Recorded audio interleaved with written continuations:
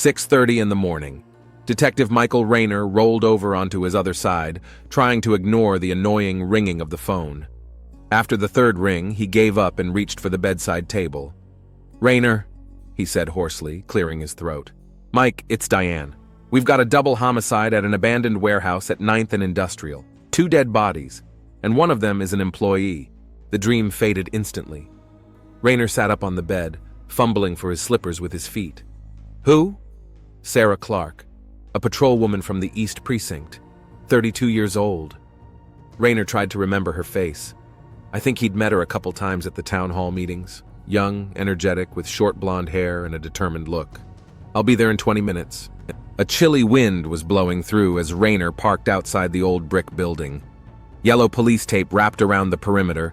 Patrol cars with their blinkers on cast a ghostly blue-red glare on the facade. The detective showed his badge to the officer at the tape and headed inside. The basement was lit by bright portable lamps, a stark contrast to the dingy walls covered in peeling paint. It smelled strongly of dampness and something metallic, blood. 2 bodies lay 5 meters apart. "Detective Rayner." Diane Foster, a tall, gray-haired woman with impeccable posture, nodded to him. "Thank you for coming on such short notice. What do we got?" 2 bodies were discovered by a watchman doing his rounds around 5 this morning. Female is Sarah Clark, 32, 8 years on the force. Male, Jason Meyer, 29 years old, previous convictions for misdemeanors. Rayner walked closer and crouched down next to the woman's body. Sarah lay on her back, eyes open, an expression of surprise frozen on her face. The bullet had struck exactly through the heart. "Who was the first to discover the bodies?" Rayner asked, surveying the crime scene. "The watchman called 911 at 5 hours and 17 minutes. Uniforms arrived 8 minutes later. Gunshot wounds on both of them?" "Yeah, but no weapons were found. I can't tell you exactly what happened yet." At that moment, a tall man with glasses and neatly combed back dark hair approached them. Dr. Alex Coleman, medical examiner. "Preliminary examination shows that both died sometime between midnight and 1 a.m., error interval 30 minutes, he said, pulling off his rubber gloves. The woman received a single gunshot wound to the chest area. Male to the back of the head, exit wound through the frontal lobe. Rayner nodded and shifted his gaze to the second body. Jason Meyer was face down, a dark stain around his head. "What connects them?" Rayner asked, rising. Diane handed him a folder. "Sarah arrested him 3 months ago for shoplifting. There's a notation in the file that it was a violent arrest." Meyer resisted. "Did you find a weapon?" "No. No gun, no shell casings." "Sarah's service weapon?" "Negative. We assume it may have been used in the murder, but forensics will tell." Rayner frowned as he looked around the room. High ceilings, concrete floor, a few metal columns. The perfect place for a meeting that wanted to be kept secret. "What was she doing here? Was she on duty?" "No, it was her day off yesterday," Diana said. "No one knows why she came here, especially with the man she was arresting." "That's weird. Check her calls and texts. I want to know if she's been in contact with Meyer." Rayner approached a group of technicians examining the victim's personal effects. There was a woman's leather backpack on the table. "What did she have with her?" A technician handed him a clear bag of documents. ID, a wallet with 2 credit cards and $50, car and apartment keys, lipstick, a small notepad. Rayner picked up the notebook in a worn leather cover, started leafing through it. Meeting notes, reminders, to-do lists. Nothing out of the ordinary until he reached an entry dated 2 weeks earlier. "Result positive. HIV. I can't believe it. I need to find him." And the next entry, Jason Meyer. Address, 83 Madison Street, apartment 17. Rayner felt his insides tighten. The story was taking a new, unexpected turn. "Diane, take a look." He held out the notebook to the lieutenant. She read the entries quickly, her gaze hardening. "Do you think—" "We need to check the medical records of both of them," Rayner replied, and very quietly. "If it's what I think it is, this case is going to get pretty damn complicated." "Already on it," Diana nodded. "We'll have a warrant for the medical records within the hour." Rayner examined the bodies again, but now from a different perspective. If Sarah had learned of her HIV-positive status and linked it to Myers' arrest 3 months ago, what had happened here last night? The forensics team methodically processed every inch of the room, taking photos, collecting samples, looking for prints. Rayner headed for the exit to take a look around when Coleman called out to him. "Detective, just a minute." Rayner turned around. The examiner was standing, holding a clear bag containing a small object in his hand. "Found this in Myers' jacket pocket. Looks like a flashcard, but in an unusual shape. And there's something else." He held out a second bag. Inside was a letter folded several times. It was addressed to Sarah Clark, but there was no sender.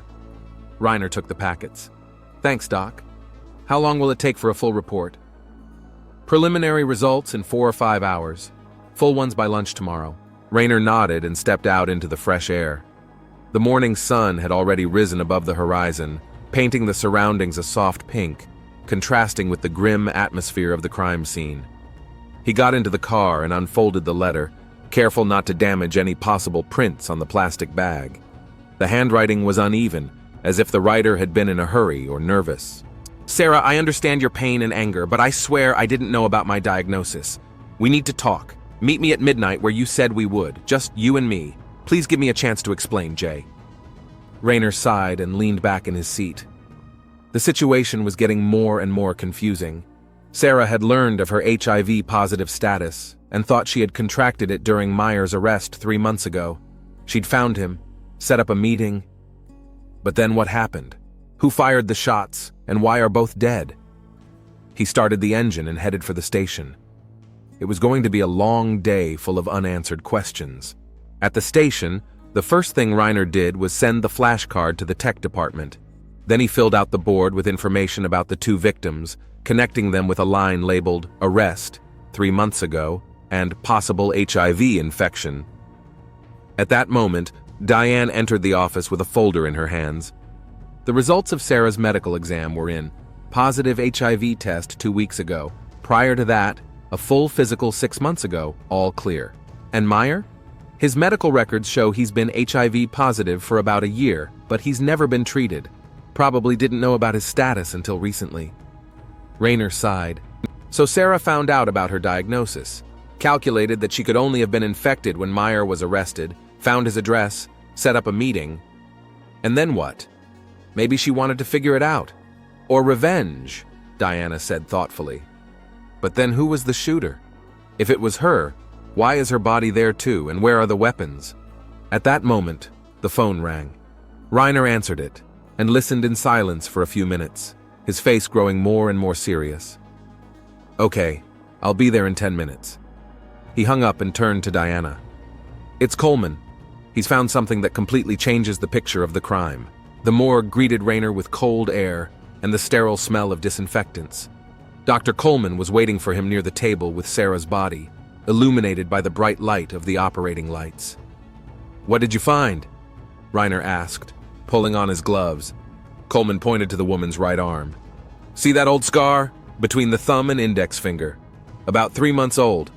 Rayner scrutinized the thin white line. "Now look at this." Coleman led him over to a nearby table where Jason Myers' body lay. "There's a similar scar on his left forearm about the same age. You think they got those cuts when they were arrested? It's possible, but there's something else." Coleman went back to the computer and opened the file. "I reviewed the police report on Myers' arrest. Sarah pointed out that during the arrest, the suspect grabbed a shard of bottle and tried to resist. They both suffered cuts in the struggle, and she noted that their blood may have mingled." Rayner rubbed her chin thoughtfully. She suspected this moment as a point of contamination. True, but here's the strange thing. According to the tests, the virus Sarah had been infected with was not genetically the same as Myers. Rayner froze. "What? Are you sure?" "Positive. They're 2 different strains of HIV. Sarah couldn't have gotten it from Jason."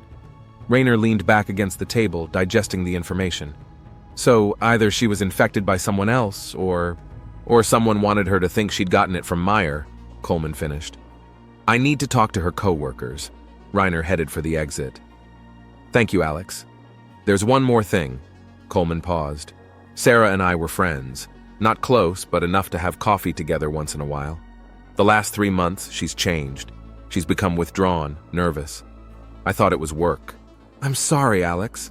Rayner put his hand on the M.E. S shoulder. I promise I'll find whoever did this. The Eastern Police Station buzzed like a beehive. Reiner walked past the desk clerk, showing his badge, and headed toward Captain Morgan's office. Detective Reiner. The captain, a heavy-set man with a thick gray mustache, greeted him. I hear you're on the Clark case. Yes, sir. I need to talk to her partner and someone who knew her well.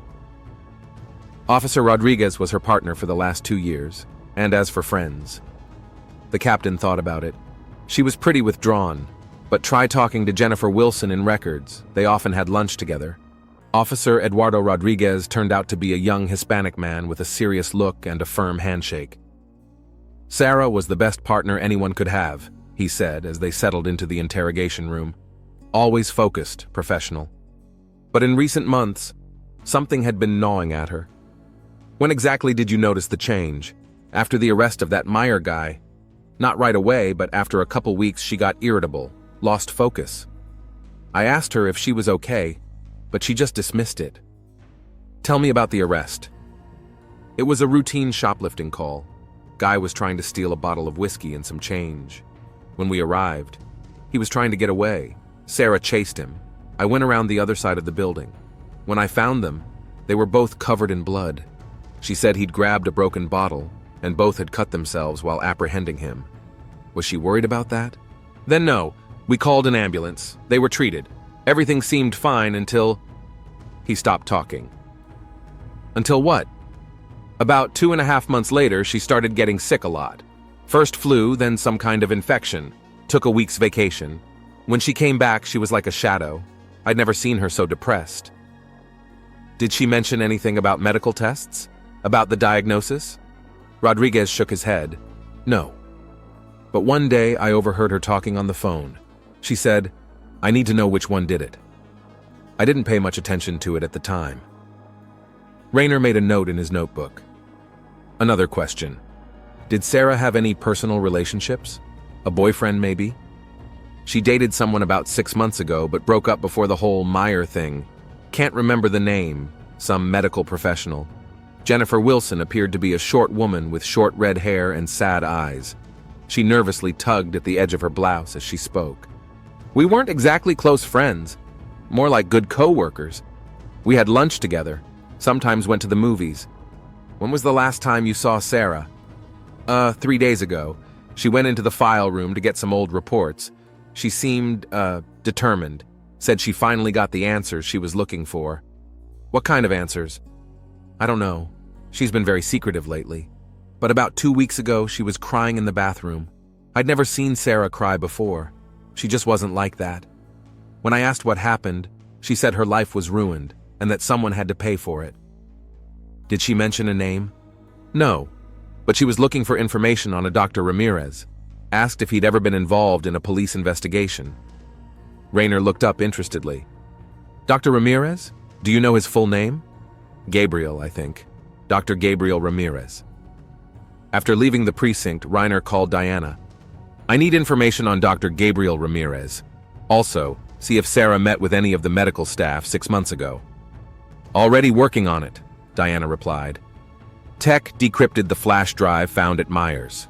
There's audio of some kind of conversation and some photos. You should take a look at it. Sarah Clark's apartment was on the 3rd floor of a neat building in a quiet neighborhood.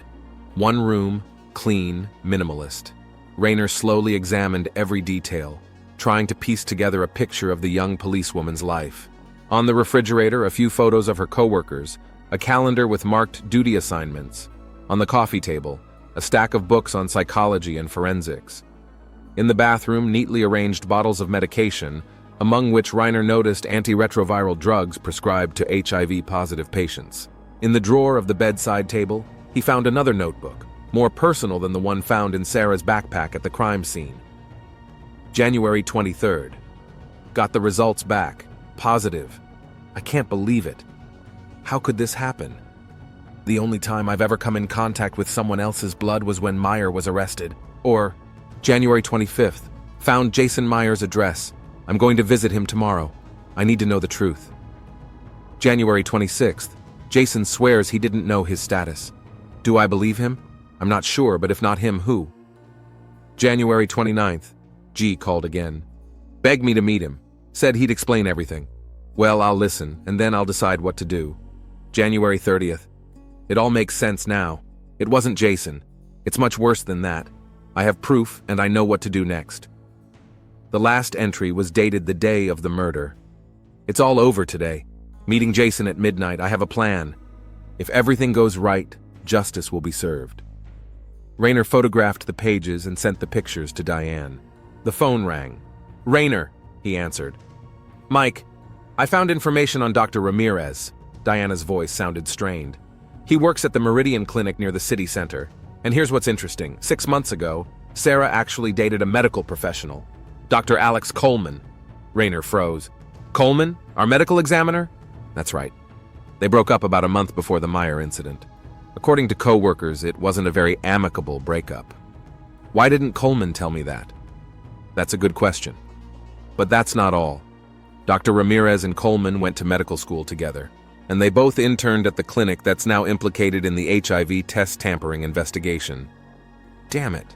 Oh, and, Tech decrypted the audio from the flash drive.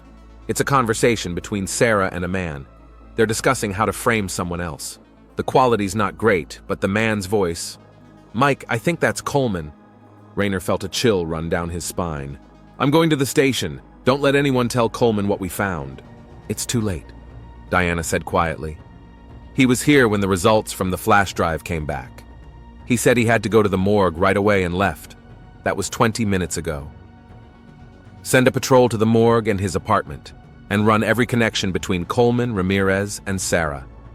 Running out of Sarah's apartment, Rayner jumped in his car and turned on the siren. On the way to the station, he tried to put the pieces of the puzzle together. If Coleman and Sarah dated and then broke up, if Coleman and Ramirez were connected, if the clinic was tampering with test results? Anxious questions swarmed in his head as the phone rang again. Rayner, he answered, keeping his eyes on the road. Detective, this is Officer Gomez. We've arrived at the morgue. Dr. Coleman isn't here. But we found something strange. In his office, we found medical samples with Sarah Clark's name on them, dated 3 months earlier. There's no official labeling on them. What kind of samples? Blood. And another thing. In Coleman's computer, they found deleted emails between him and Dr. Ramirez that mentioned Jason Meyer's name. Rayner turned into the police station parking lot. Stay there, officer. I'll be right there. At the station, Diane met him with a clipboard in hand. Look at this. She handed him the device. There was a picture on the screen. Coleman, Ramirez, and a third man in white coats, smiling at the camera. It was taken 5 years ago at the clinic where they'd interned. The third man is Dr. Andrew Fisher, former director of the clinic. Guess where he is now? Where? Jail. For medical malpractice and insurance fraud. And you know what else is interesting? Before his arrest, he was working with an HIV screening program for the police department. Rayner was silently studying the photo when an off-duty officer ran up to them.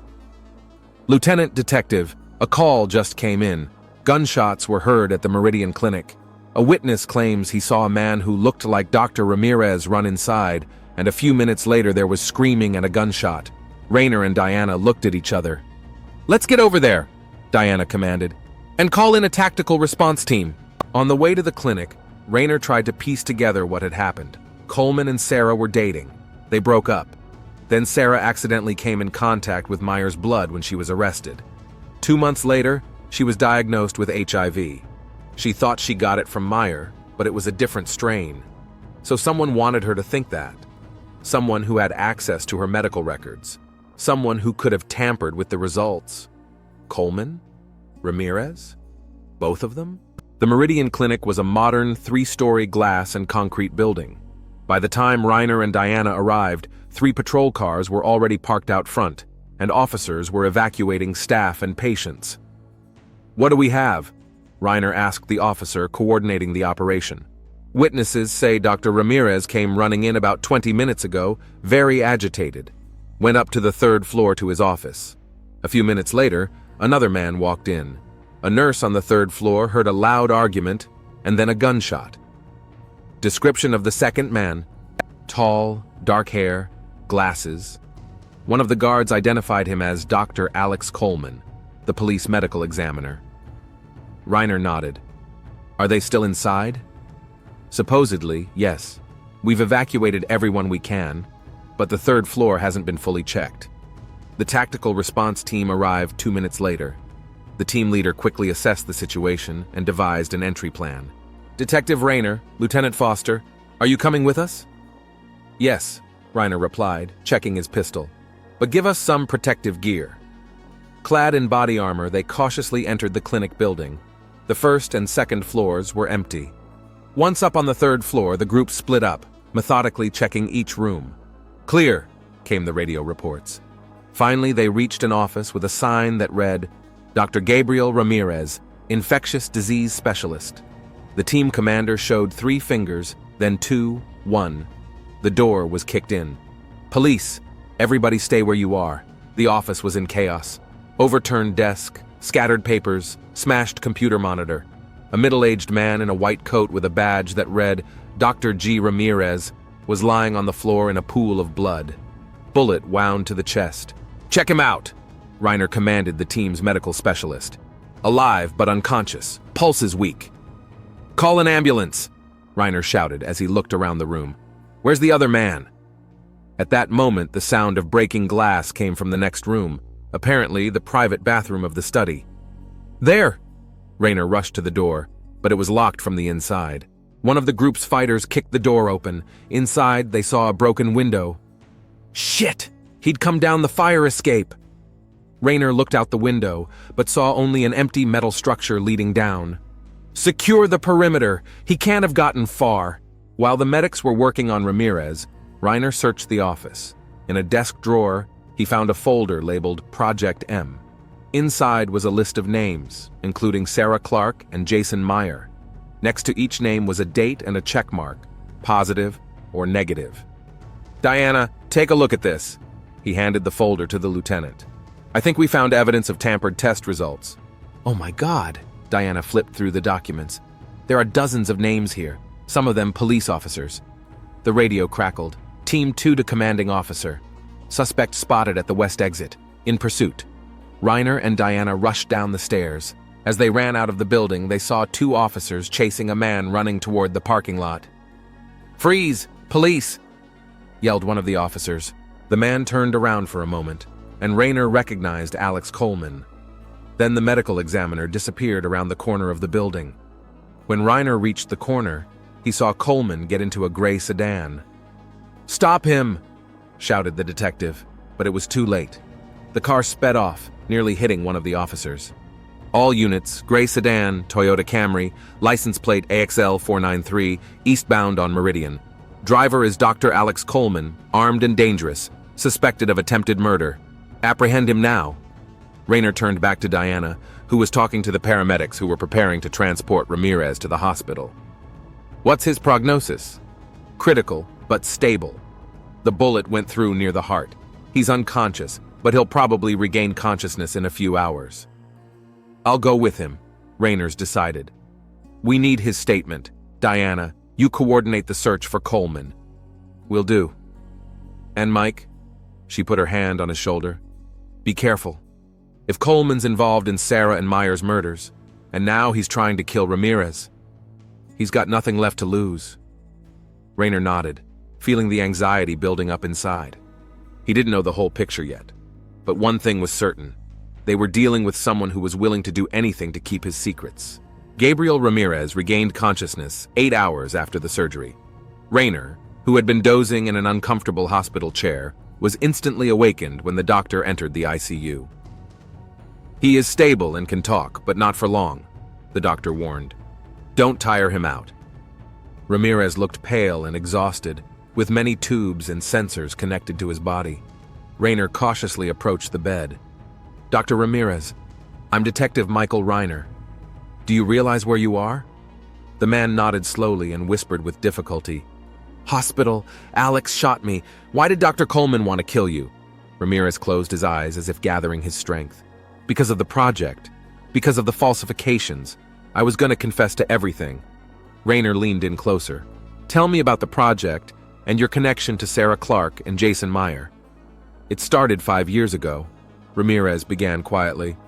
Alex and Dr. Fisher and I were falsifying HIV test results, first for insurance companies, then for private clients. Why? Money, a lot of money. Ramirez coughed, and the nurse looked worriedly at the monitors. After Fisher's arrest, Alex and I stopped, until recently. What happened? Alex was dating Sarah Clark. When they broke up, he was furious. Ramirez paused, trying to catch his breath.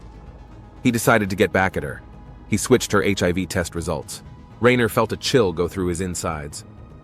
He falsified her positive status? Yes, and made her think she got it from that Meyer guy during the arrest.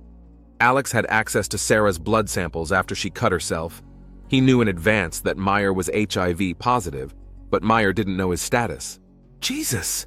Rayner exhaled. Why didn't you stop him?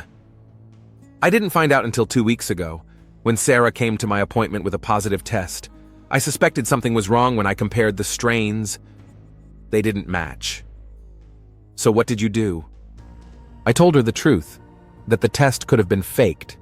She didn't believe it at first. But then we retested. Secretly, from Alex. It came back negative. Sarah wasn't actually HIV positive. Rayner was out of breath. All this time, Sarah thought she was infected, but in reality, what happened next? She was shocked, then furious. She wanted to go straight to the police, but I convinced her to gather evidence. We found out that Meyer was really sick, but that other people on Alex's list were infected. Sarah decided to talk to Meyer first. Why?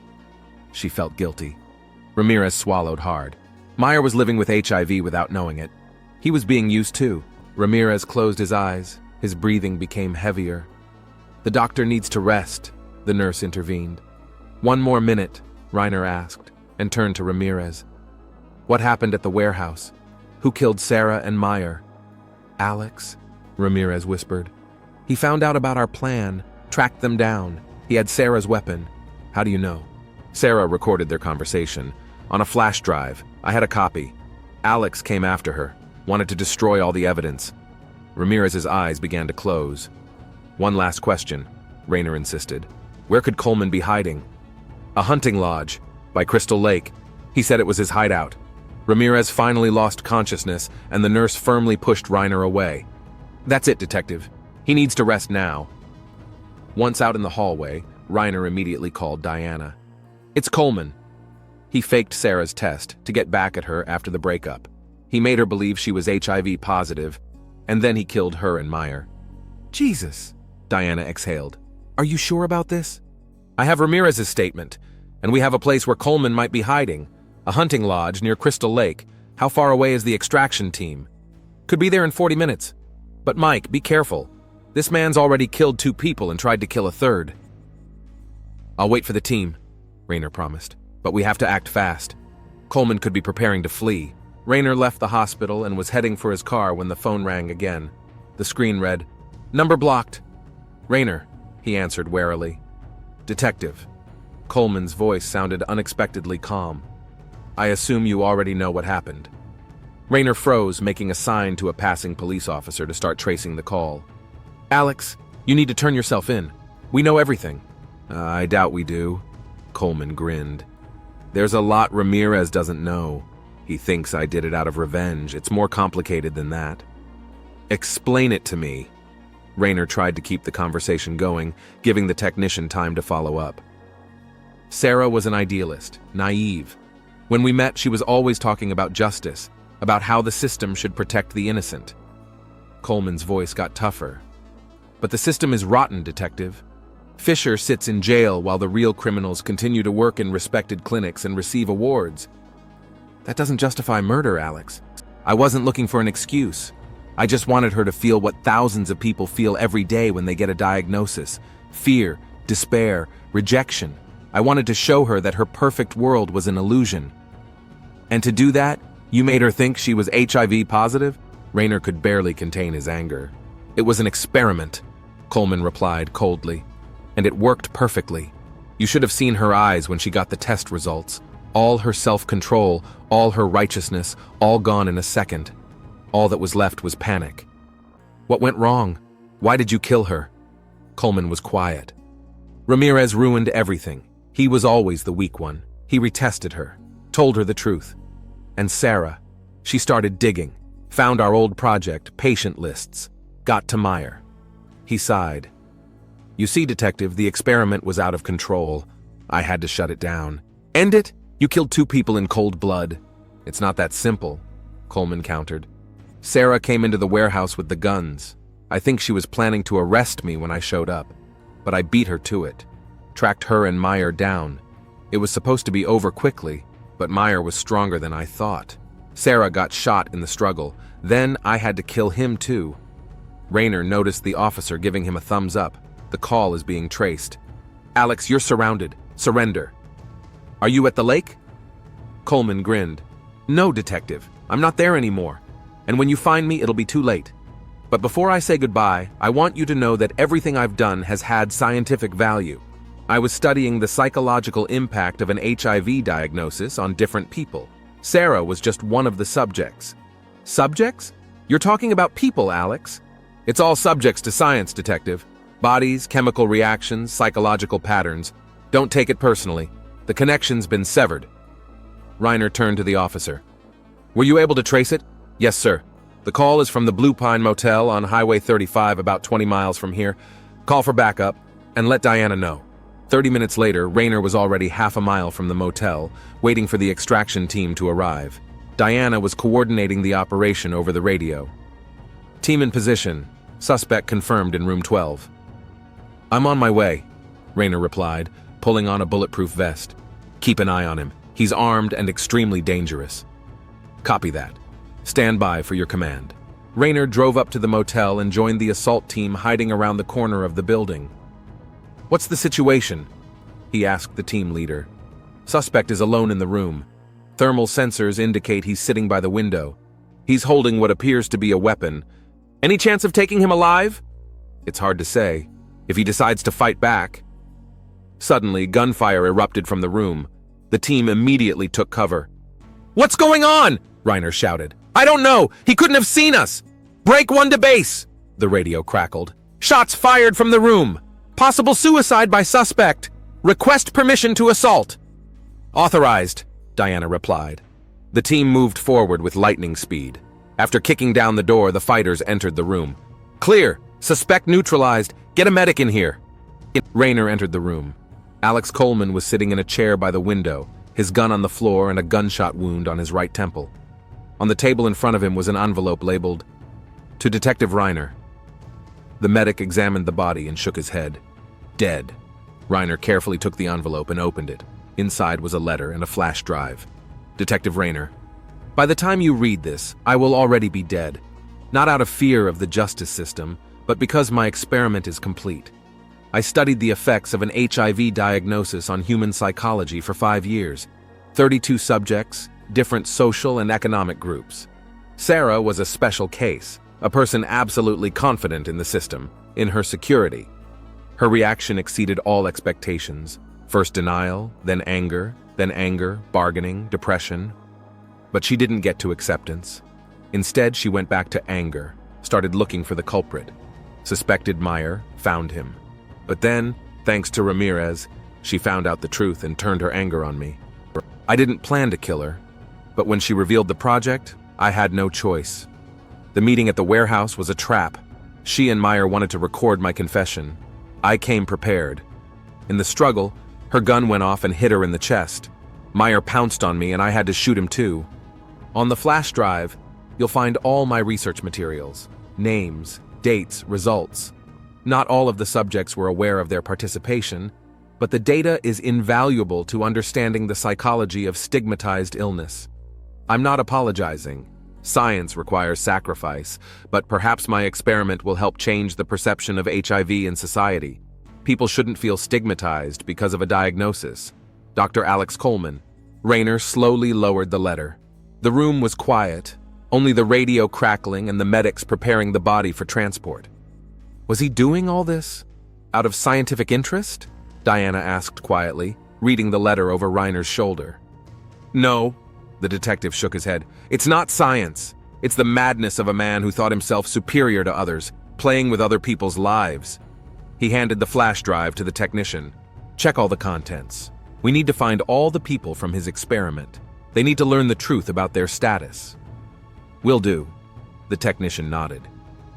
A week later, Reiner stood in the cemetery, watching two coffins being lowered into the ground, Sarah Clark's and Jason Myers'. The families had decided to bury them on the same day after learning the truth about what had bound them together. Sarah's parents, an elderly couple with eyes clouded with grief, held hands. Jason's mother, a thin woman in a simple black dress, wept quietly, supported by her teenage daughter. After the ceremony, Sarah's sister, Emily, approached Reiner. "Thank you for catching him," she said quietly. "I just don't understand. How can a man do that? Make someone believe they're terminally ill just for the sake of an experiment?" Reiner shook his head. Coleman was out of his mind. He was using science as an excuse, but it was really just a mask for his own darkness. You know what the worst part was? Emily brushed away her tears. Sarah had always said that if a person was HIV positive, it didn't make them any worse than anyone else. She organized support programs for troubled teens, told them about protection, that a diagnosis wasn't a sentence. She smiled bitterly. It was ironic that she'd been used in this way. She was a good person, Reiner said quietly. Yes, and now we know Jason was too. Emily looked at the second grave. Mom had talked to his mother. He didn't know his status, volunteered at a homeless shelter, stole that bottle of whiskey for an old man who was sick and had no money for medicine. Reiner nodded. They'd learned a lot about Jason Meyer in the past week. Petty offenses, big heart, a man who, upon learning of his diagnosis, didn't become embittered, but tried to figure out how to move on with his life. We found all the people on Coleman's list, Reiner said. Some were indeed HIV positive but didn't know it. Others, like Sarah, he gave a false positive. Everyone is getting help now. Emily nodded. At least something good. Dr. Ramirez is going to make it? Yeah. He cut a deal with the prosecution. He'll get time, but less than he could have. His testimony helped unravel the whole scheme. They were quiet for a while, looking at the fresh graves. You know, Detective, Emily finally said, I'm a high school teacher. After all this, I decided to start an HIV awareness program here. How to protect yourself, how to support those living with the diagnosis. I think Sarah would have loved it. I'm sure she would, Reiner smiled. Later, sitting in his car and looking out at the sunset, he reread the final case report. 32 people had been part of Coleman's mad experiment. 4 had committed suicide after being falsely diagnosed. 6 had severed relationships with loved ones. 11 actually turned out to be HIV positive and are now finally receiving treatment. And 2, Sarah Clark and Jason Meyer, had died trying to get justice. Reiner closed the folder and started the engine. There was still a lot of work ahead. Had to make sure all the victims got help, that the pattern of tampering with the results wouldn't happen again, that this story wouldn't go unnoticed. As he left the cemetery, he cast one last glance at the 2 fresh graves. The sun was setting, coloring the sky purple, and Reiner thought about how many people continue to live with the stigma of the disease, struggling not only with the physical symptoms, but also with social stigma. And how important it is that this struggle doesn't go unnoticed. People should not feel stigmatized because of a diagnosis, Coleman wrote in his latest letter. Perhaps the only truth in his twisted logic. Perhaps the only thing worth preserving from this tragedy. Reiner turned on the radio. The news was reporting on a new bill strengthening support for HIV-positive people. A small step toward a world where a diagnosis doesn't define a person. Toward the world Sarah dreamed of. He smiled. Perhaps even in the darkest story, light can be born. In broken reflections, sometimes new facets of reality can be seen.